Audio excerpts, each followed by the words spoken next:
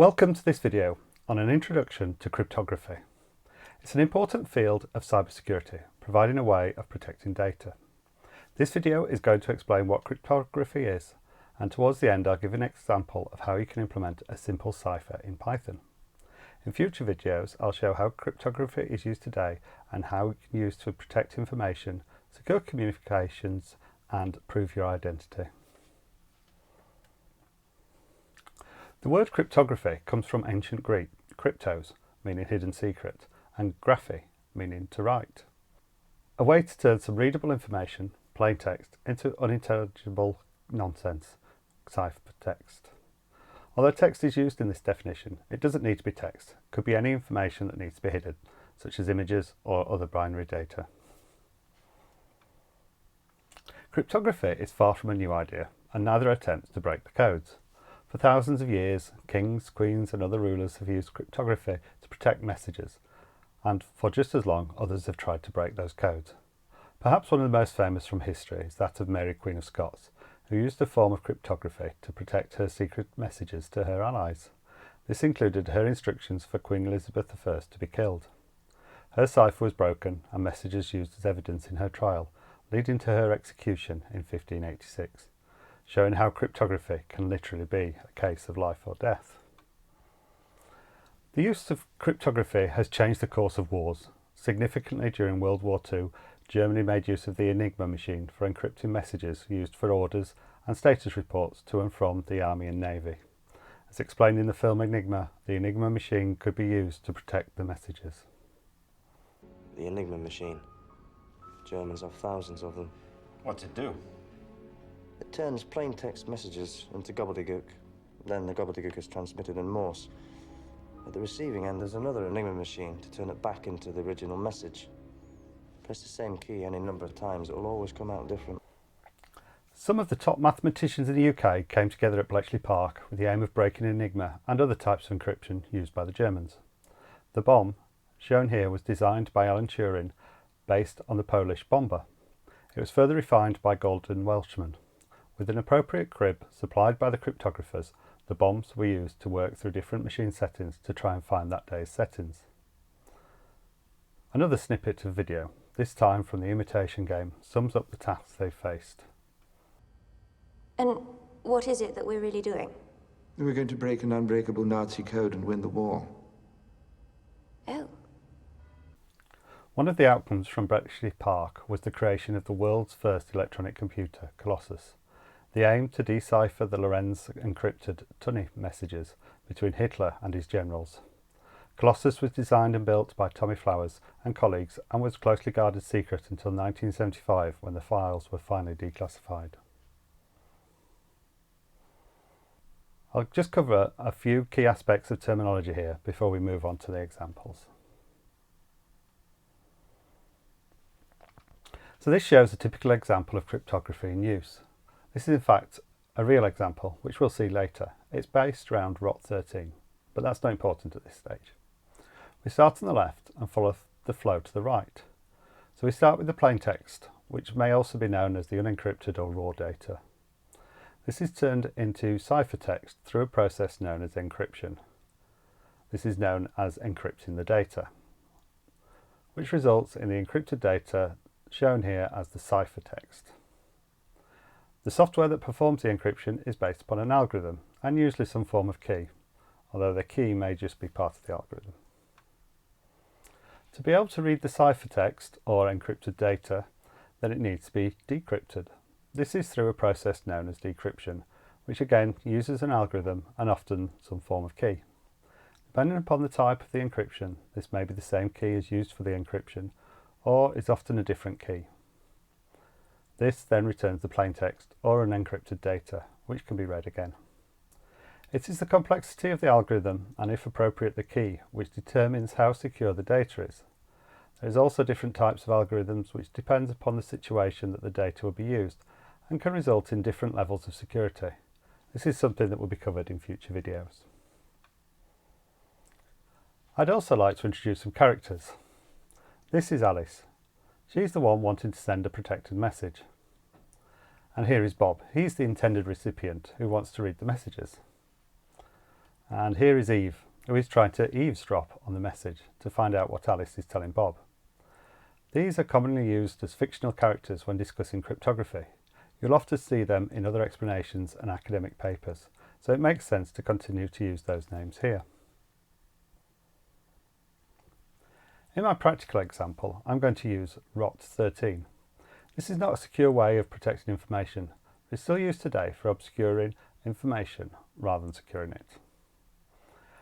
ROT13 is based on the Caesar Shift Cipher used by Julius Caesar in the 1st century BC.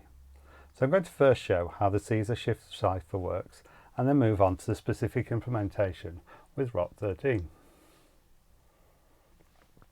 The Caesar Shift Cipher is easy to understand. It basically shifts the letter of the alphabet along the number of the characters in the key. The table shown above shows the alphabet with a key of 0. The ciphertext letter on the top lines up directly with the same letter below it. Clearly, this does not hide the message. The cipher is not case sensitive. I've used lowercase for the plaintext and uppercase for the ciphertext just to make it easy to follow. With a shift of 1 character, then the ciphertext moves along 1 position. This is the key value of 1. Shifting a total of 3 characters gives this layout. If I take our message from earlier, we apply 1 character at a time, so the H translates to E, then the E to B, the L's translate to I's, and the O becomes an L. As we're only using the alphabet, the punctuation is left as it is. We can continue with the rest of the characters. This gives the ciphertext string on the bottom line, which Alice can pass to Bob. When Bob receives the message, then he needs to know the key. With that, he can then create his own table, which is the opposite of the one used by Alice, shifted -3 instead of +3 characters. Then Bob can use the same technique to convert from the ciphertext to the plain text. So E becomes H. Then Bob can continue to use the same technique to convert from the ciphertext to the plain text, giving the original text. If Eve was able to see the message being transmitted, then she would have only seen the encrypted text. Without knowing the algorithm and the key, she would not have been able to understand the message. Of course, this is not a very secure form of encryption, and anyone that is familiar with code word puzzles would be able to break this code very quickly. Which brings us along to ROT13. This is not a secure way of protecting information, but is still used today for obscuring information rather than securing it. It's sometimes used on internet forums to hide the punchline of a joke, or to provide an answer to a question in a way that is not immediately obvious. It can also avoid simple text filters such as those used to prevent inappropriate language on forums. Windows XP even used it to obfuscate some of the values in the registry. The reason I'm using it here is that it gives an example that can be easily seen and understood, as modern cryptography uses far more complicated ciphers. The ROT13 stands for rotate by 13 places. It's a special case of the Caesar cipher, shifting 13 places. So effectively, the key is integrated into the algorithm. There are 26 characters in the alphabet, so shifting 13 places means that to go back to the plain text, you just need to apply the algorithm again.